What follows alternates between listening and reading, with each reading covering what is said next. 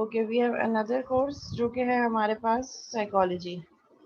ठीक है, capital P और स्मॉल पी। अब हम नेक्स्ट केस क्या बनाएंगे? अच्छा, ये मैं आपको कह रही थी कि ये वाला काम हम स्विच केस से भी कर सकते हैं, यही सेम काम। तो अभी मैंने इफ एल से किया है, इसको मैं कमेंट कर देती हूँ।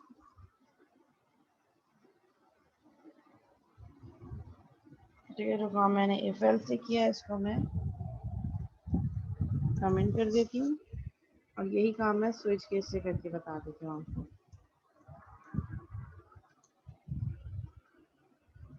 ठीक है, ये सारा कमेंट हो गया। कमेंट का मतलब है कि it's not part of our code. ठीक है, अब मैं क्या करती हूँ, चॉइस स्विच कर देते हैं, CHOISC, स्विच कर दिया हमने चॉइस को। अब अगर आप एक चीज़ नोट करें कि हम स्विच के एक केस के अंदर एक और स्विच को नेस्ट कर रहे हैं। ये केसेस है ना सारे, ये S capital S small S. तो ये अगर ये इनमें से कोई भी केस सिलेक्ट होता है, user capital A small A capital S या स्मॉल एस में से कुछ भी सिलेक्ट करते हैं, चारों में से कोई भी एक ऑप्शन सिलेक्ट करता है, तो ये सारा काम परफॉर्म हो, केस की बॉडी एग्जीक्यूट हो। अब इस केस की बॉडी के अंदर मैंने एक और स्विच केस यूज़ कर दिया। ठीक है, और इसको मैंने यहाँ क्लोज भी कर दिया। और यहाँ पे मैं कह रही हूँ केस क्या हो सकता है मेरे पास, केस, क्योंकि जो चॉइस है वो इंटीजर है, तो केसेस भी मेरे पास इंटीजर टाइप के होंगे। केस क्या मैं कह रही हूँ, अगर केस 1 हो जाए, या केस 2 हो जाए, या केस 3 हो जाए, या केस 4 हो जाए, चारों उस पर क्या प्रिंट हो, कंसोल डॉट राइट लाइन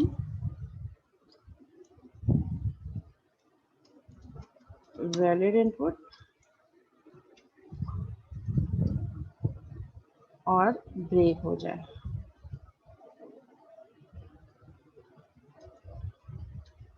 ये ब्रेक हो जाए। डिफ़ॉल्ट अगर इनके अलावा कुछ भी और सिलेक्ट होता है तो क्या प्रिंट हो जाए, इनवैलिड इनपुट, इनवैलिड इनपुट।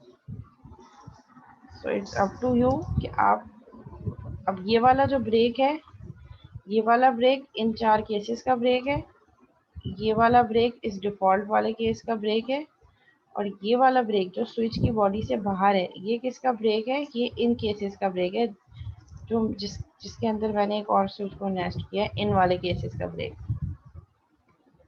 तो जब आप नेस्टिंग करें स्विच केस के अंदर स्विच केस की, तो ब्रैकेट्स और ब्रेक की स्टेटमेंट्स का आपने बहुत ख्याल रखना है। ठीक है, so you can use switch case statement as well, you can use if else statement. इस वाले सिनेरियो में इफ एल्स ज़्यादा बेटर लग रहा है क्योंकि छोटा है शायद, तो आपको लग रहा होगा कि वो ज़्यादा बेटर है। ठीक है, तो आप इस वाले केस में इफ या स्विच में से कुछ कोई भी ऑप्शन यूज कर सकते हैं। इट्स अप टू यू, दोनों से हमारे पास सेम काम हो रहा है। हम स्विच वाला काम भी रन करके दिखा देते हैं।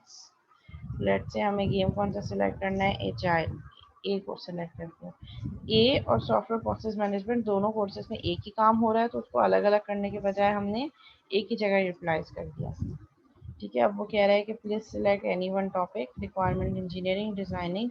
लेट सपोज मैंने इनपुट दिया 3, तो मुझे क्या कह दिया, वैलिड इनपुट। दोबारा रन करती हूँ, यही काम अब मैं कैपिटल एस से करती हूँ। जो नेक्स्ट कोर्स है सॉफ्टवेयर प्रोसेस मैनेजमेंट, उसमें भी वही सेम काम हो रहा है। अब मैंने यहाँ पे 1 2 3 4 के अलावा मैंने लेट्स से 6 इनपुट दिया, जो इस रेंज में, इस चॉइसेस में नहीं गिवन। तो फिर क्या प्रिंट हो जाएगा मेरे पास,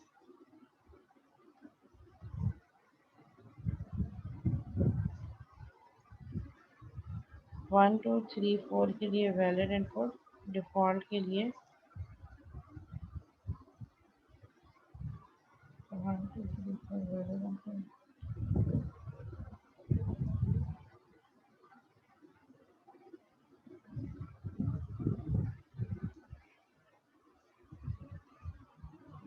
अनरीचेबल कोड क्यों आ रहा है?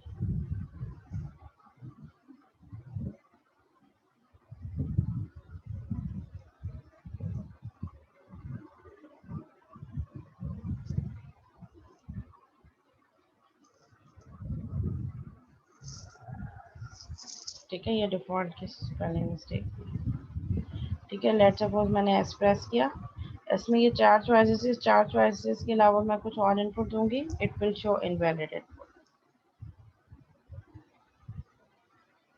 ठीक है, ये मेरे पास मैंने एक केस के अंदर ये जो 4 केसेस में से कुछ भी ट्रू हो जाए, इस केसिंग के अंदर, ये बॉडी के अंदर मैंने एक और स्विच केस स्टेटमेंट यूज कर ली। तो हमने नेस्टिंग भी देख ली कि हम नेस्ट कैसे कर सकते हैं।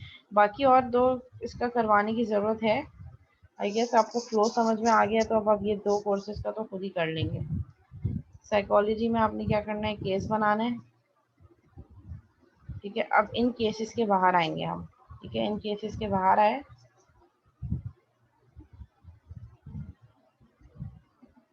ठीक है, देखने में ये लग रहा है कि बहुत कॉम्प्लिकेटेड कोड है, जो कि कॉम्प्लिकेटेड हो सकता है, हो भी, लेकिन ऐसे इतना डिफिकल्ट नहीं है कि समझ ना आ रहा हो। ठीक है, बस इसमें थोड़ा सा हमें फ्लो को समझना है कि क्या चीज़ किसके अंदर नेस्ट हो रही है, ताकि हम कहीं बीच में कहीं प्रॉब्लम ना करें। ठीक है, अब इसके बाद हम नेक्स्ट केस करेंगे, केस सॉरी स्विच के बाहर नहीं, ब्रेक के बाहर, क्योंकि ये सारा काम एक ही स्विच के अंदर हो रहा है। सो केस, अगर केस पी हो जाता है और केस पी हो जाता है, ठीक है, तो क्या करना है, कंसोल डॉट राइट लाइन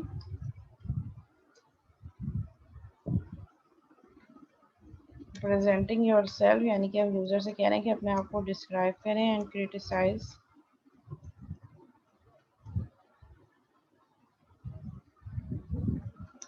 और अपने आप को क्रिटिसाइज करें।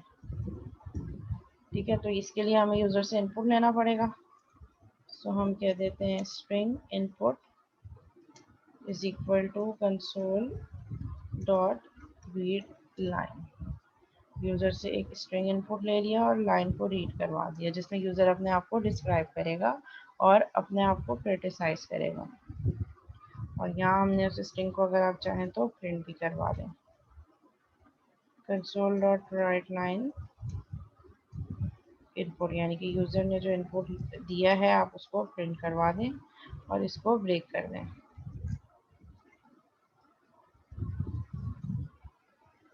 ठीक है, यहाँ पे मेरे पास जो है वो साइकोलॉजी वाला केस भी दोनों मैंने इम्प्लीमेंट कर दिया। ठीक है, और फिर लास्ट हमारे पास क्या था, एडवांस प्रोग्रामिंग के लिए हमने डी सिलेक्ट किया था, केस। अच्छा, कैरेक्टर को हमेशा सिंगल कोट में रिप्रेजेंट करते हैं। और फिर नेक्स्ट केस है मेरे पास केस कैपिटल डी। इसमें हमारे पास, और फिर इसके बाद हम सबसे पहले इसका ब्रेक बना देते हैं और सारा काम केस के बाद होगा। अच्छा, इसमें हमें क्या करना है, अब 100, 200 और 300 में से सिलेक्ट करना है।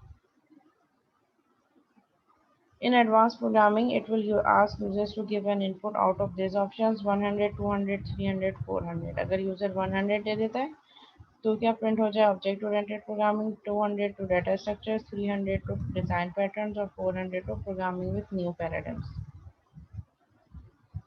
ठीक है, यहाँ हम कर देते हैं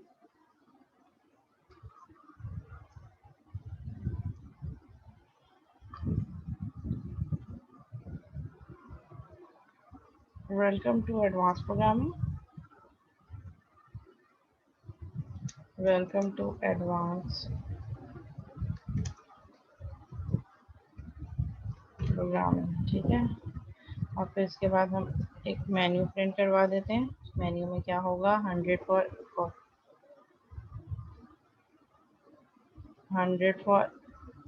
ओ।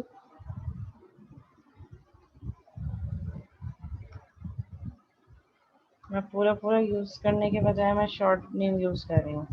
ठीक है, 200 for data structure, so DS हो गया।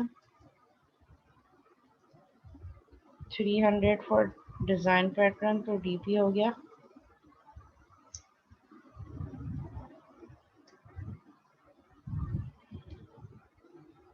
DP 400 था हमारे पास प्रोग्रामिंग विथ न्यू पैराडाइम, ये पूरा लिख दिया। ठीक है, और फिर यहाँ यूज़र से कहा please enter your choice,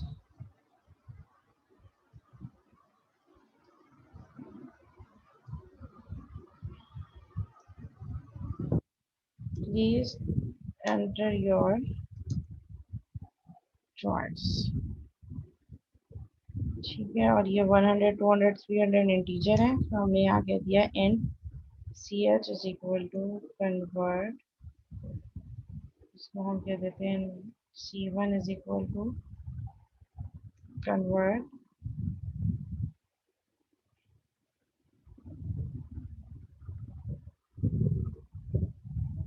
convert dot to int 32 console dot read line. ठीक है, यूजर से इनपुट ले दिया और उस इनपुट की बेसिस में हम कह रहे हैं इफ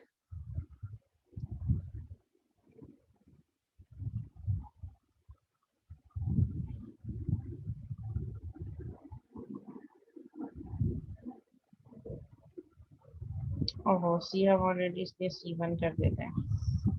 ठीक है, अब हम कह रहे हैं if C1 is equal to 100, तो क्या करो console dot right line print हो जाए you select object oriented program. Else if अगर ऐसा नहीं है और C1 क्या हो जाए मेरे पास 200, अगर यूजर ने 200 सिलेक्ट किया है तो क्या हो जाए friend, you select data structures DS।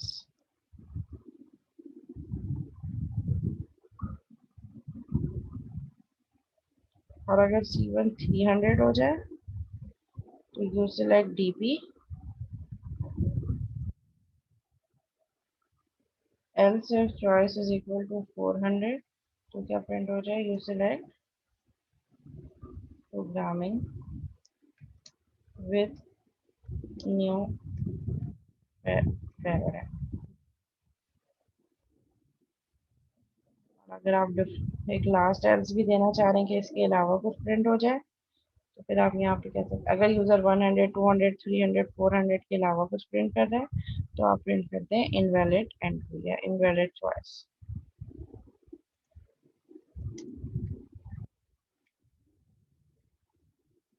ठीक है, और ये ब्रेक हो गया, यहाँ पे एंड हो गया।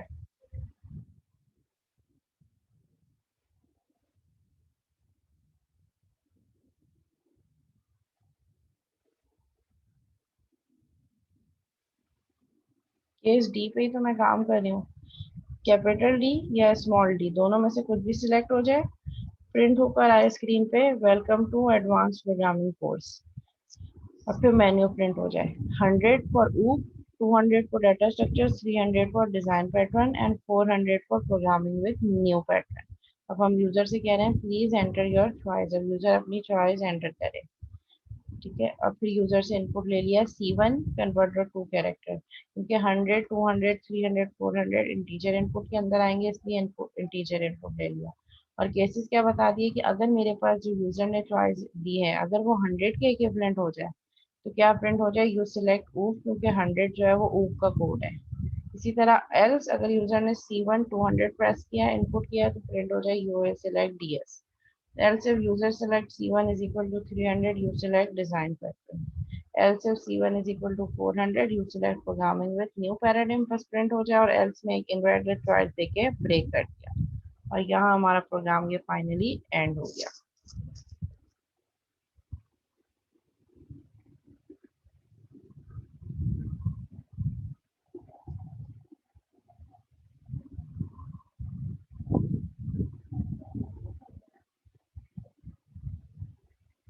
ठीक है, ये हमारे पास मेन्यू जनरेट हो गया। अब हर जो है ऑप्शन हमारे पास फुली फंक्शनैलिटी है।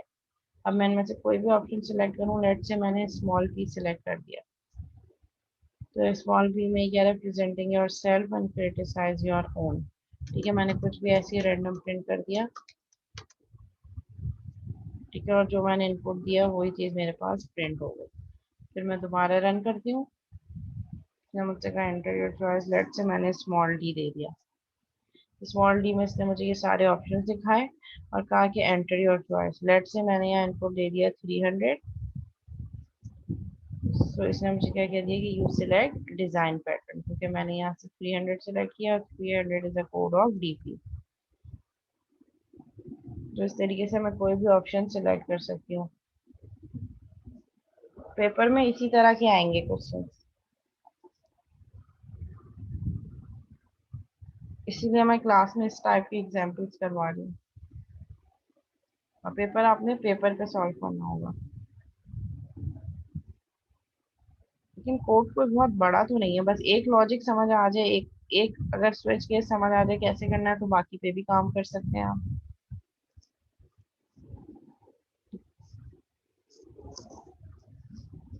ठीक है, तो ये आज हमने nesting of switch cases and nesting of if else statement भी देख ली। Now we are going to start the new topic which is loops. ठीक है, हमने जब देखा कि हमारे पास 3 टाइप के कंट्रोल स्ट्रक्चर्स होते हैं। सबसे पहले जब हमने काम करना स्टार्ट किया था, तो सबसे पहले हमारे पास स्ट्रक्चरल ऑर्डर था, structure sequential structure. Sequential mean जो स्टेटमेंट जिस सीक्वेंस में लिखी थी वो उसी सीक्वेंस में एग्जीक्यूट हो रही थी। फिर उसके बाद हमने सेकंड देखा डिसीजनल स्टेटमेंट। जैसे डिसीजनल स्टेटमेंट क्या कर रहा है, हमारे सीक्वेंशियल फ्लो को ब्रेक कर रहा है। जैसे अगर मैं यहाँ पे देखूं इफ की स्टेटमेंट, यहाँ से तो मेरा प्रोग्राम सीक्वेंस में चलेगा। ठीक है, लेकिन जैसे ही इफ स्टेटमेंट आ गई, डिसीजन स्टेटमेंट, वो चेक करेगा कि अगर ये कंडीशन ट्रू है, अगर ट्रू है तो ये एग्जीक्यूट करेगा, अगर ये ट्रू नहीं है तो ये एग्जीक्यूट नहीं करेगा। लाइक हमारी सीक्वेंस ब्रेक हो गई, अब प्रोग्राम सीक्वेंस में वर्क नहीं कर रहा।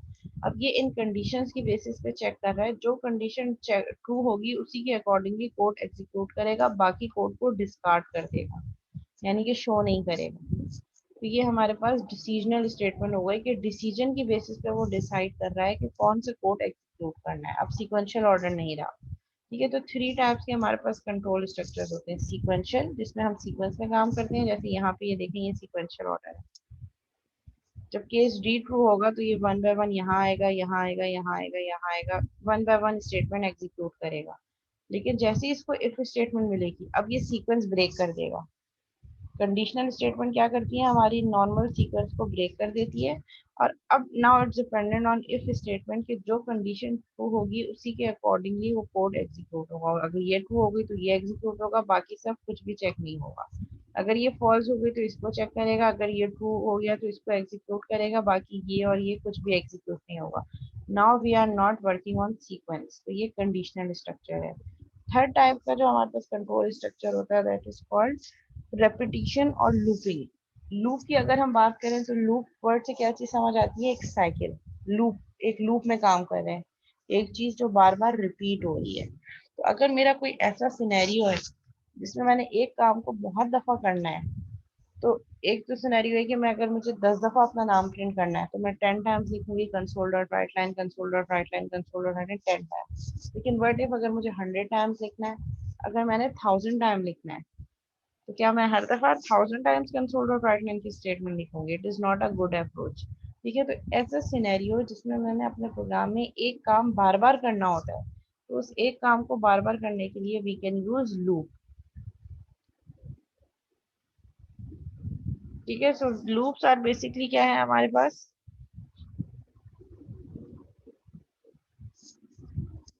लूप का मतलब है कि हम एक काम को जब एक से ज्यादा दफा परफॉर्म करने चाह रहे हैं, तो we can use loop for. And we have different types of loop as well. ठीक है, हमारे पास डिफरेंट टाइप्स ऑफ लूप कौन सी हैं, for loop, while loop, do while loop, etc etc। ठीक है, जब भी हम किसी लूप की बात करते हैं, तो लूप की बात करने के लिए हमारे पास 3 चीजें होती हैं। एक तो लूपिंग वेरिएबल, जो ये डिटरमाइन करता है कि लूप कहाँ से स्टार्ट होगी। फिर कंडीशन, जो कंडीशन ये बता रही होती है कि लूप कितनी दफा एग्जीक्यूट होगी। एंड थर्ड आइट्रेशन और डिक्रीमेंट, कि एक दफा मैंने लूपिंग वेरिएबल 1 से स्टार्ट किया, मैं कह रही हूँ कि मुझे 1 से लेकर 5 तक ही काम चलाना है, तो लूपिंग वेरिएबल क्या होगा, i इज इक्वल टू 1, यानी कि लूप 1 से स्टार्ट हो रही है। फिर कंडीशन होगी कब तक चलाना है, जब तक i की वैल्यू 5 के बराबर नहीं हो जाती, और हर दफा i में इंक्रीमेंट करते रहो। तो जब हम किसी भी लूप की बात करते हैं, तो लूप में हमारे पास 3 कंस्ट्रक्ट होते हैं। Setting and initializing of a counter, counter मतलब लूपिंग वेरिएबल जो काउंट चला रहा है। Test for a specified condition for executing of the loop, ये हम जनरल लूप की बात करें, किसी भी लूप की, जरूरी नहीं है कि ये सिर्फ फॉर लूप की बात हो, किसी भी लूप पे हम जाएंगे, चाहे हम फॉर की बात करें, हम वाइल की बात करें, हम डू वाइल की बात करें। जब हम लूप की बात करते हैं तो सबसे पहले हमें लूप का वेरिएबल डिक्लेयर करना पड़ता है जो कि लूपिंग वेरिएबल होता है कि लूप कहाँ से स्टार्ट होगी। नेक्स्ट हमें कंडीशन बतानी पड़ती है कि कब तक लूप को चलाना है। And third is the incrementing the counter, कि हम काउंटर को कैसे इंक्रीमेंट कर सकते हैं। जाहिर है अगर मैं कह रही हूँ कि लूप को 1 से स्टार्ट करना है और 5 तक चलाना है, तो अगर मैं 1 में इंक्रीमेंट नहीं करूँगी और 1 की मतलब लूपिंग वेरिएबल की वैल्यू हमेशा 1 रहेगी और वो 1 कंडीशन फॉल्स होती रहेगी और लूप इनफिनाइट टाइम्स तक चलती रहेगी। इसीलिए हमें इंक्रीमेंट इसलिए ज़रूरी होता है, एक दफ़ा चल गया फिर उसमें इंक्रीमेंट कर दो, फिर सेकेंड टाइम चला फिर उसमें इंक्रीमेंट कर दो। तो जब हम लूप्स की बात कर रहे होते हैं तो लूप को बनाने में हमारे पास 3 चीज़ें रिक्वायर्ड होती हैं। सबसे पहले काउंटर वेरिएबल की डिक्लेरेशन जो लूपिंग वेरिएबल होता है, जिसको इनिशियलाइज करना होता है कि लूप कहाँ से स्टार्ट होगी। फिर उसी लूपिंग वेरिएबल पे हम कंडीशन लगाते हैं। वो कंडीशन क्या होती है कि लूप को कब तक चलाना है, एंड इंक्रीमेंट कर रहे होते हैं उस काउंटर को, सो दैट वो उस कंडीशन, जब तक वो कंडीशन ट्रू होती रहेगी लूप की बॉडी एग्जीक्यूट होती रहेगी।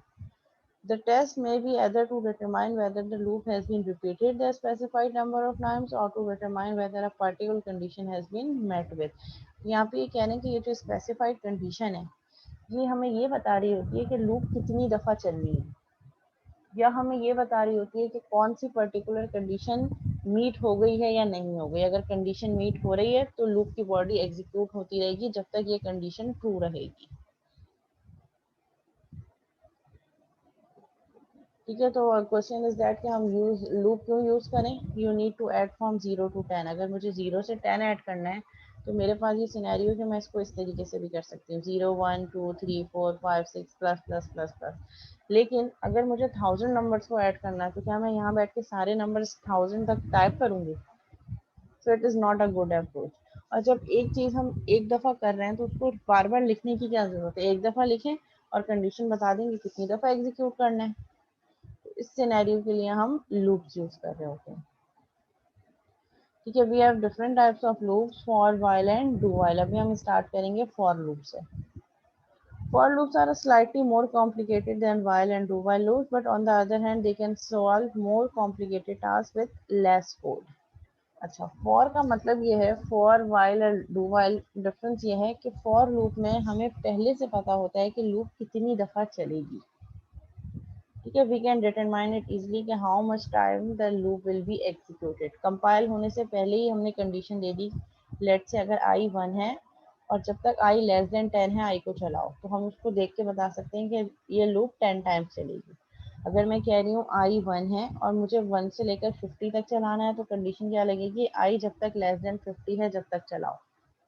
तो हमें पहले से फॉर लूप में हमें पहले से पता चल जाएगा कि लूप कितनी दफ़ा एग्जीक्यूट होगी by reading this conditional statement. इस कंडीशन को पढ़ के ही हम आइडेंटिफाई कर सकते हैं कि लूप कितनी दफ़ा आइट्रेट होगी। आइट्रेट मतलब कितनी दफ़ा एग्जीक्यूट होगी।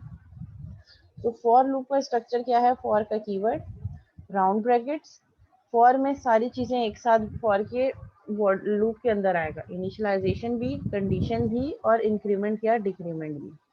ठीक है, A B C on that D is the body of loop. जो भी काम हम चाह रहे हैं कि लूप के अंदर रखना है वो डी में होगा। ठीक है, फॉर एग्जाम्पल सबसे पहले initialization, a is for initialization. यहाँ पे डिफरेंट ब्लॉक्स बता रहे हैं, for a semicolon b semicolon c. A initialization होगी लूपिंग वेरिएबल की, बी इस केस में वो कह रहे हैं कि condition, and c is i plus plus increment या decrement, and d is the loop body. जो भी चीज़ हम इस ब्रैकेट के अंदर रखेंगे वो जब तक ये कंडीशन ट्रू होगी वो एग्जीक्यूट होता रहेगा। फ्लो चार्ट देख लेते हैं हम फॉर लूप का। ए सबसे पहले इनिशियलाइजेशन होगी वेरिएबल की, फिर हमारे पास कंडीशन चेक होगी, so b is represent condition here. Decisional statements हमने पढ़ा था ना एल्गोरिथम्स और फ्लो चार्ट, जब हम पढ़े थे कि डिसीजनल स्टेटमेंट्स को हम डायमंड बॉक्स से रिप्रेजेंट कर रहे होते हैं। तो ये डायमंड बॉक्स, अगर तो ये कंडीशन ट्रू है तो बॉडी ऑफ लूप एग्जीक्यूट होगी, अगर फॉल्स है तो लूप से बाहर आ जाएगा। अगर ट्रू है तो बॉडी ऑफ लूप एग्जीक्यूट होगी, इंक्रीमेंट डिक्रीमेंट होगा और फिर दोबारा ये बी में चला जाएगा। सो ये देखें ये लूप चल रही है। लूप मीन्स एक कंप्लीट साइकिल, और ये साइकिल कब तक चलती रहेगी? जब तक आपकी कंडीशन ट्रू होती रहेगी। जैसे ही कंडीशन फॉल्स हुई, आपकी साइकिल लूप ब्रेक हुई और ये लूप की बॉडी से बाहर आ गया। So that is the simple syntax of for loop statement. ठीक है, अब मैं आपको कुछ टास्क करके बता देती हूँ। इस वाली एग्जाम्पल को मैं कॉपी पेस्ट करके रख लेती हूँ अपने पास नोट पैड पे।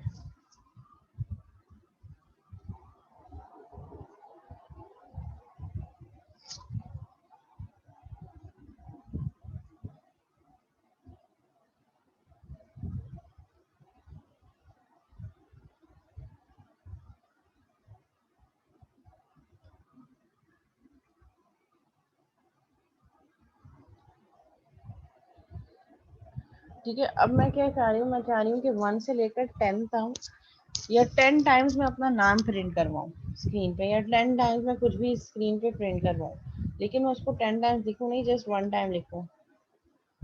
बिल्कुल कर सकते हैं। अच्छा, प्रोग्रामिंग में हर चीज़ आपस में एक दूसरे से इंटरकनेक्टेड होती है।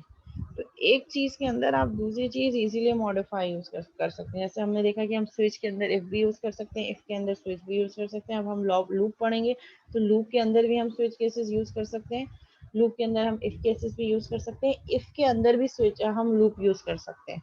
ठीक है, तो ये सब चीज़ें आपस में एक दूसरे से इंटरकनेक्टेड होंगी। कोई भी चीज़ किसी के साथ भी नेस्ट हो सकती है। ठीक है, तो फॉर एग्जाम्पल मैं यहाँ पे चाह रही हूँ कि कोई भी मैं 10 टाइम्स कुछ प्रिंट करवाना, 10 टाइम्स प्रिंट करवाना है फॉर की। ठीक है, ये हमारे पास बॉडी आ गई, और यहाँ पे हमारे पास फॉर लूप का सिंटेक्स ये है कि इनिशियलाइजेशन, कंडीशन और इंक्रीमेंट डिक्रीमेंट एक ही फॉर की उसमें एक ही स्टेटमेंट में हो रहा होता है। ठीक है, तो ये हमारे पास इनिशियलाइजेशन, सबसे पहले इनिशियलाइजेशन होगी, इट्स मैंडेटरी कि सबसे पहले इनिशियलाइज हो, सेमी कॉलन, फिर कंडीशन आएगी, सेमी कॉलन और फिर इंक्रीमेंट या डिक्रीमेंट। तो ये हमारे पास हमेशा फॉर का सिंटेक्स है। सबसे पहले इनिशियलाइजेशन होगी, फिर कंडीशन आएगी, फिर इंक्रीमेंट या डिक्रीमेंट होगा। अब मैं कह रही हूँ कि मुझे 10 टाइम्स स्क्रीन पे एक लाइन प्रिंट करवानी है। ठीक है, तो 10 टाइम प्रिंट करवाने के लिए मैं क्या करूँगी, सबसे पहले तो डिक्लेयर करूँगी for int I is equal to 1, यानी कि लूपिंग वेरिएबल कहाँ से चले, 1 से। ठीक है, और इंटीजर रखी है मैंने डेटा टाइप, क्योंकि काउंटर हमेशा 1 से ही चलता है, मतलब इंटीजर फॉर्म में होगा, तो इसलिए मैंने इसको 1 रखा। अब मैं कंडीशन दे रही हूँ, कंडीशन मुझे कहाँ तक चलाना है, लूप को मैंने 10 टाइम्स चलाना है। तो मैं क्या कह रही हूँ, i is less than is equal to 10। जब तक आई की value less than is equal to 10 है, जब तक बॉडी ऑफ लूप को एग्जीक्यूट करते रहो। बॉडी ऑफ लूप में मैं लिख देती हूँ, कोई भी स्टेटमेंट प्रिंट करवा देते हैं।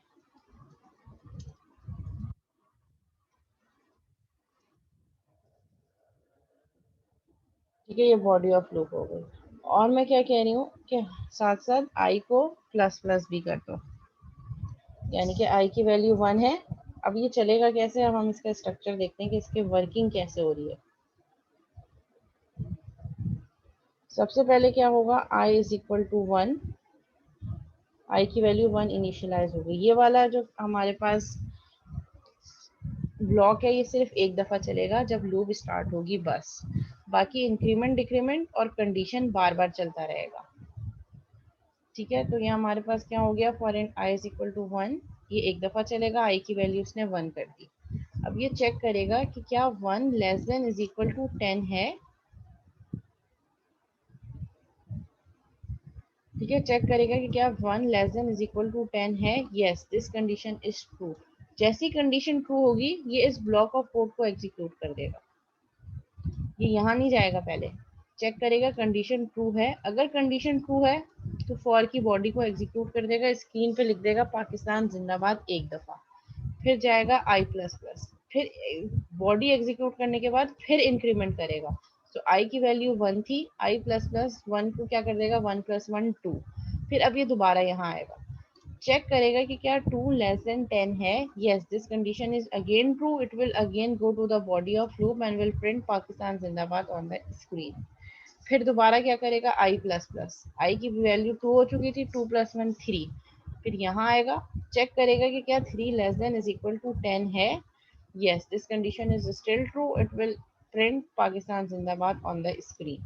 फिर क्या करेगा, i प्लस प्लस 3 + 1 4 कर देगा, फिर चेक करेगा कि क्या 4, ये काम सिर्फ एक दफा होगा जब लूप स्टार्ट होगी, उसके बाद फिर सारा काम फिर क्या होगा, ये कंडीशन चेक होगी, अगर कंडीशन ट्रू हो गई तो बॉडी ऑफ लूप एग्जीक्यूट होगी, फिर लास्ट वैल्यू ऑफ आई में एक का इंक्रीमेंट होगा, फिर कंडीशन चेक होगी, अगर कंडीशन ट्रू हो गई तो बॉडी ऑफ लूप एग्जीक्यूट होगा, और फिर इंक्रीमेंट और डिक्रीमेंट लगेगा, फिर उसके बाद कंडीशन चेक होगी, अगर कंडीशन ट्रू हो गई तो बॉडी ऑफ लूप एग्जीक्यूट होगी, फिर इंक्रीमेंट या डिक्रीमेंट लगेगा। इसको रन करके देख लेते हैं। ठीक है, इसने क्या किया, 10 टाइम्स मेरे पास 1 से लेकर 10 तक पाकिस्तान जिंदाबाद प्रिंट कर दिया।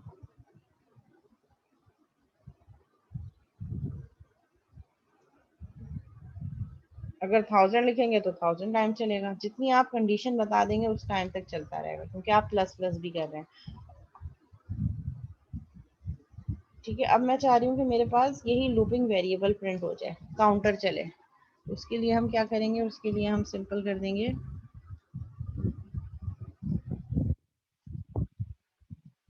प्लस आई, यानी कि आई प्लस मेरे पास प्रिंट हो जाए, जब हम इसको प्रिंट करेंगे तो कैसे चलेगा, 1 2 3 4 5 6 7 8 9 10 तक चलने के बाद एंड हो गया।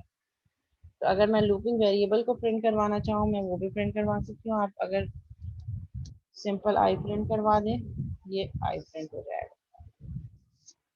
ठीक है, आई क्या है, ये लूपिंग वेरिएबल है, आई की वैल्यू 1 होगी, चेक करेगा कि क्या 1 less than is equal to 10 है, yes this condition is true, then execute body of loop and print I which is 1, screen पे 1 प्रिंट हो गया। फिर क्या करेगा, आई प्लस प्लस 1 + 1 2, चेक करेगा कि क्या 2 less than is equal to 10 है, yes then execute body of loop and will print 2 on the screen. फिर प्लस करता रहेगा, इसी तरीके से ये काम करता रहेगा। फॉर एग्जाम्पल अगर मैं यहाँ से ये कंडीशन हटा देती हूँ, ठीक है, तो कोई एरर नहीं आएगा मेरे प्रोग्राम में, अगर मैं ये कंडीशन हटा देती हूँ, लेकिन लूप क्या है, इनफिनाइट टाइम तक चलता रहेगा, क्योंकि कोई कंडीशन ही नहीं है।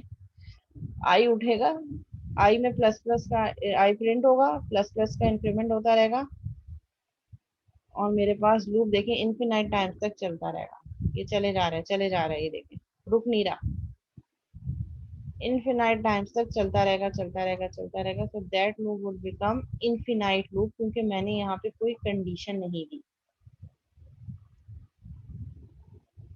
ठीक है, और अगर मैं कंडीशन रखती हूँ,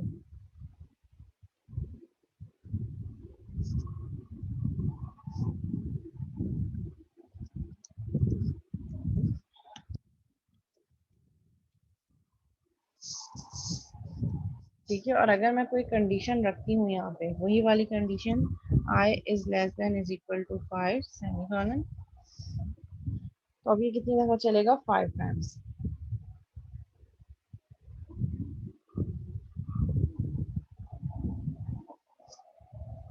5 टाइम्स।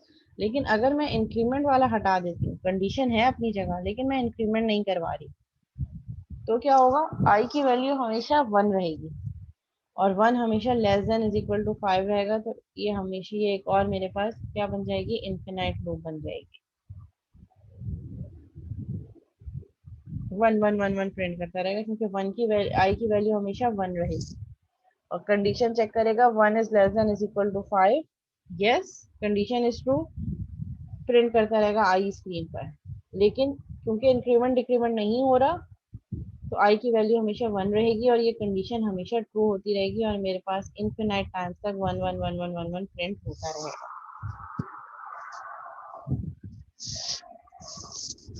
जी क्लास यहाँ तक क्लियर है। अच्छा, अब मैं कह रही हूँ कि मैंने इवन नंबर्स प्रिंट करवाने हैं। ठीक है, 1 से लेकर 100 तक जितने भी इवन नंबर्स हैं मैं उनको प्रिंट करवाना चाहती हूँ। I is less than is equal to 100, i plus plus, अगर मैं ऐसी लूप को जाने दूंगी तो ये 1 से लेकर 100 तक तमाम नंबर्स प्रिंट कर देगा। ठीक है, 1 2 3 4 5 6 7 8 टिल 100। ठीक है, अब मैं चाह रही हूँ कि 1 से लेकर 100 तक वो नंबर्स प्रिंट हो जो इवन नंबर्स हैं। ठीक है, तो इसके लिए हम क्या करेंगे, direct console dot right line use करने के बजाय हम इफ की कंडीशन यूज करेंगे। इफ, और इफ की कंडीशन के अंदर हम क्या करेंगे, ये जो आई है, जो भी इनपुट आ रहा है, पहले 1 होगा, फिर 2 होगा, फिर 3 होगा, बार बार चेंज हो रहा है, इसलिए आई %2 इज इक्वल टू 0। यानी कि जो नंबर यहाँ आ रहा है उसको 2 से डिवाइड करो, और अगर उसका रिमाइंडर 0 बचता है तो इसका मतलब है वो इवन नंबर है। कोई भी नंबर इवन कब होता है, जब हम उस नंबर को 2 से डिवाइड करें तो रिमाइंडर 0 आए। तो वो लॉजिक हमने यहाँ पे लगा दी। If I%2 is equal to 0, अगर ये कंडीशन ट्रू होती है,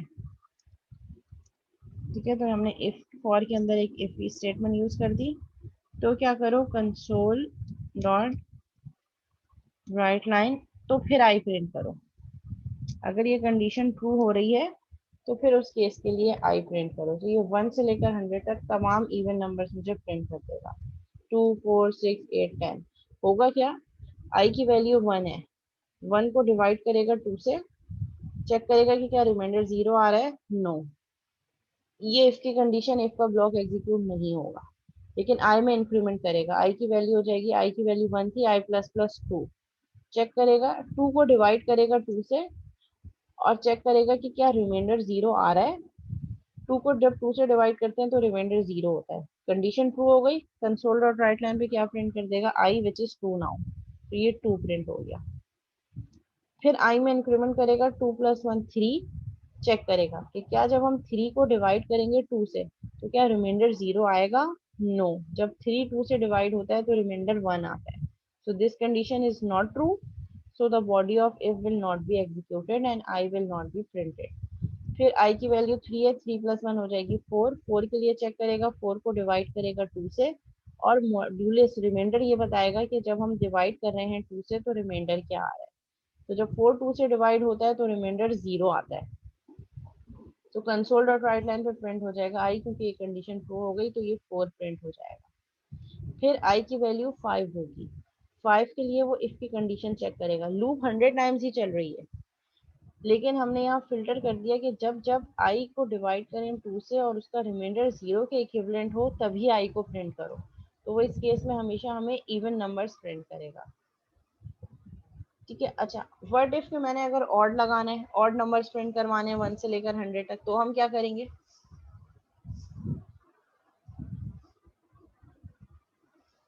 जी क्लास, 1 से लेकर 100 तक अगर ऑड नंबर्स प्रिंट करवाने हैं तो फिर क्या लॉजिक लगेगी।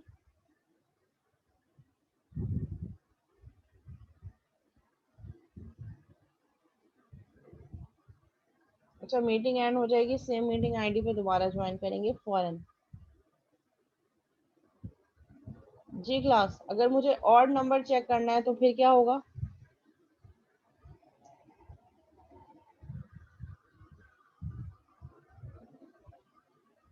नॉट इक्वल आ जाएगा कि अगर हम जो नंबर 2 से डिवाइड कर रहे हैं अगर वो 0 के इक्विवेलेंट नहीं है तो फिर जाहिर है 1 के इक्वल होगा, तो फिर वो नंबर प्रिंट कर दो, तो वो तमाम ऑड नंबर्स आ जाएंगे।